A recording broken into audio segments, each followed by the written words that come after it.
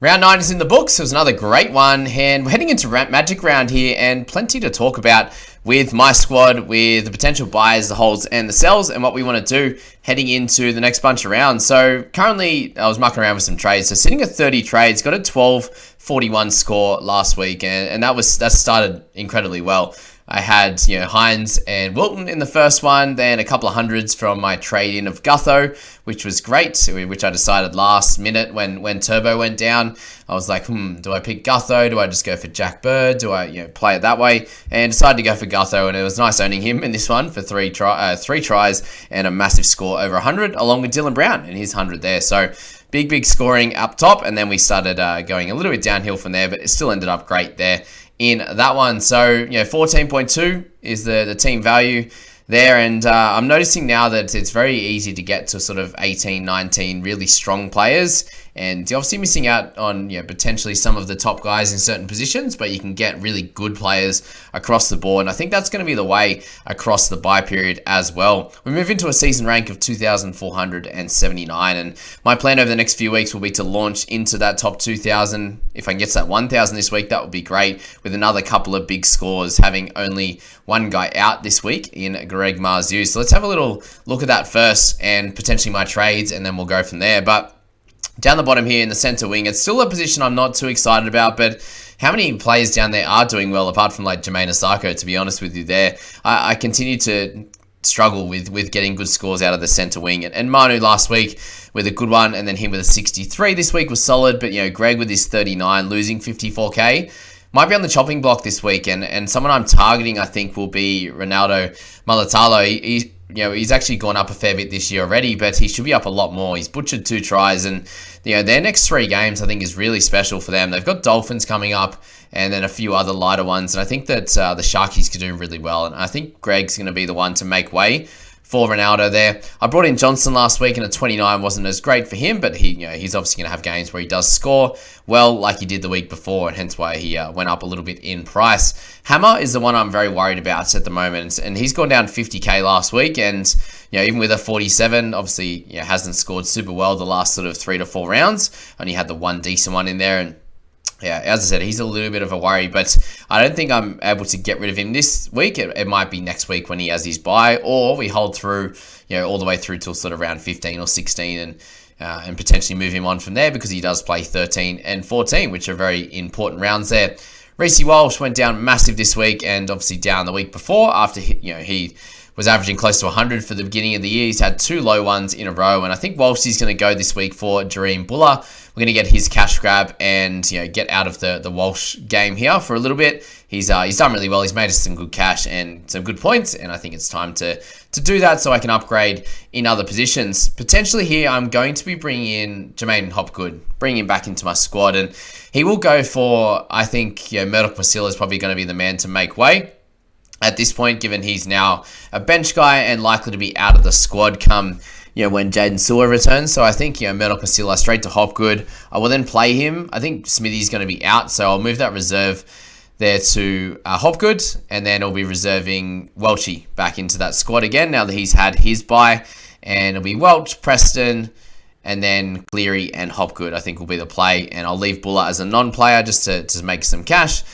Gutherino, the legend, in there doing his thing. He'll be a scorer for us all the way up to 14, and if I don't make any trades from there, if Buller still remains in the squad, he'll play 14 for us as well. So I think potentially making 3 trades again this week. I have 2 boosts remaining, and if I use that one now, I still think that's as I said, gets us closer to probably in that top 2 to 1,000. And sets us up in a good position. I've been saving trades pretty well. I've seen a lot of people around that 26, 27 mark heading into this week and use most of their boosts or have one left or something like that. So I really think going hard this week is going to be another good play. Smithy is a trade in last week. It looked okay with that try assist, and it just wasn't as good of a game for him, obviously in the wet. And then he's now injured. Unfortunately, it looks like going to hospital. Hopefully we find out a little bit more over the next few days as to what's happening with him, and obviously Team List will decide that as well, but this is where the squad is currently at. Bringing in Jerry Marshall King, he's got me a high 60s and a high 70s, which has been good. Big taps at he could be going so much better, couldn't he? Like a 60 this week, it could have been a lot worse. Obviously, the extra time helped out a little bit. Gilbert, the 43, you got a bit of a rest this week, so hopefully he has a bit of a longer stint and a bigger game against the Sharkies this week. They definitely will need him. Welchie just doing his thing, getting his 50. So the front row forward position at the moment, there's not really a lot we could do. In the 2RF, there's obviously Hosking and Preston, we probably move one of them on, at least come round 13, considering I have, Fafita who won't play, Wilton, Hosking, Preston there. I really think Hopgood's going to be super important, and I might have to play a Couchman in that round 13. So maybe two of them go. Maybe Hosking and also Preston go heading into that one, and guys like Jack DeBellin are potential options as well. Probably not going to be this week, but Hopgood could be the man coming in this week. Him or Jack DeBellin I think is going to work pretty well in that one there. You've got obviously Hines and Cleary doing their thing. Cleary obviously down a little bit over the last few weeks, but Hines another 126. He was great. So Brownie there, so 200s out of those guys was great. As I said, centre wing, a little bit of a worry. Likely going to be moving one of these guys over the next few weeks. Both going to kind of just, all three of them going to hang there for now. And Gutho doing his thing. So that's that one there. Then we'll move on to some of the potential buys heading into this week. And we're going to have to check out and see what's happening with the Cowboy situation with Townsend and his injury, whether Drinky goes to 6 or did and just plays that clear halfback role. That's going to be interesting because he had a pretty good game. He looked good in that one. As I said, Ronaldo, the 97 in this one, I think that he can score pretty well over the next 3 weeks, probably average close to 70, I'd say. Seems pretty safe for him to get at least a couple of tries across the next 3 weeks and do really well. Talakai's the other sneaky option as well, and Wilton I'd be holding now. Again, a good chance of a try in the next couple of weeks. Brayley kind of just being solid in that one. Drinky, the 44 this week, I still think you can hold off on all of the outside backs. In the Cowboys squad, for the Eels and also the Knights there was obviously massive scores. The Knights guys, apart from Gags, it was a pretty poor performance across the board for them. So any of their guys, obviously, guys like Lockie Miller, I think are potentially a solid hold still. They're still scored 45. Has been doing a good job, but all of these Knights guys, the reason I'm looking at moving on Marzu is that he misses 2 out of the next 5 games. So misses 10 and 14, plays 11, 12, 13 there, and obviously trading in someone like Malatalo, he's going to miss 13, but he plays 14. So you're getting him for 1 extra game, and he's on the rise in a good team up against some poor opposition. So that's where we're at generally there. In terms of a halfback, if you're looking to trade on one of Cleary or Hindesy there, then Moses is still a clear great option. Hopgood with his 109, I think he's worth popping back into your side anytime in the next 2 weeks. So I think this week or next will be good. Broncos and Rabbitohs in this one. Graham continues to do great. He has to play Origin, doesn't he, in this one?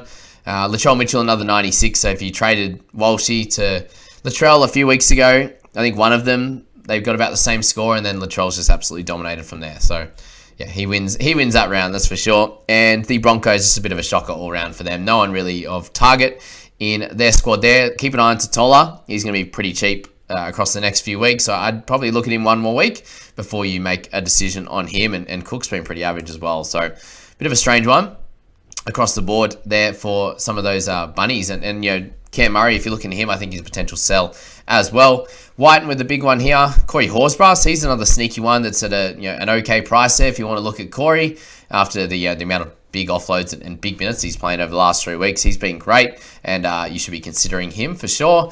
And then as you go down the line, there's a few other players. Obviously, Fogs, Tomoko continues to do well. Jared Croker, if you picked him up, you got a good price rise or two. And Taps there was 60. So that's that side of the ball. The Dolphins one, a little bit annoying. I can't see them all doing crackingly well this week as well. So I think this is going to be the game, Sharkies v Dolphins, that I could hopefully get massive scores on the Sharkies side. And if it is close, I suppose, you might lower those scores, but increase the Dolphins, guys. So that's the general hope heading into that week, that's for sure. Do you sell a couple of them? We kind of, as I said, spoke about that. Do you buy Lemuelu? I don't think so. None of the Dolphins guys I'd be buying with their buy next week. And then you go the Panthers side of the ball. You've got Hosking there, 55, doing his thing. Cleary's in there. Obviously, Taruva continues to score a bit low.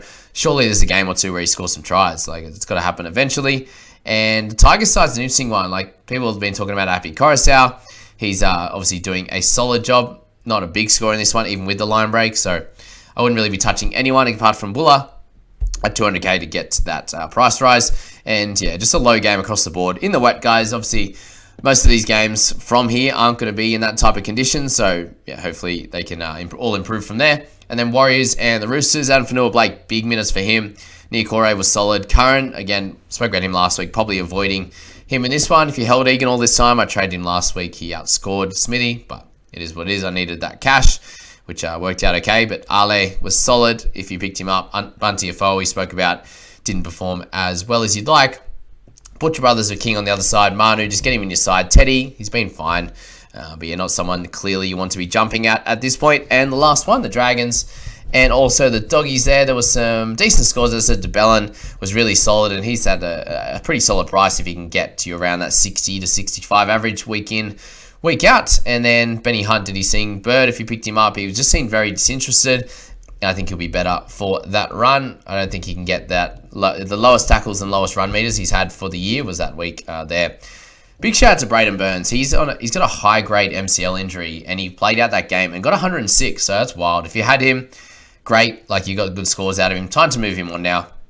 Guys like Alamotti and Preston, a little bit of a worry. I think Preston, you can move on over the next few weeks for sure. Like, if you can do it now and you've got the correct guy to upgrade to, or straight swap to Hopgood, or you want to go to Hawes, or you want to go to JDB, something like that, then that could work. But otherwise, might be worth just holding him for now. Burton, a low one as well. If you're owning him, I think he'll be better for that as well. And then Parham, 69, he's been really, really good. So read mine if you're holding him. You really need that bigger score because he's been really bad. But that's the Supercoach update for the week, guys. I hope you enjoyed that. Hope you got a little bit out of it as always. And we'll catch you in the next one.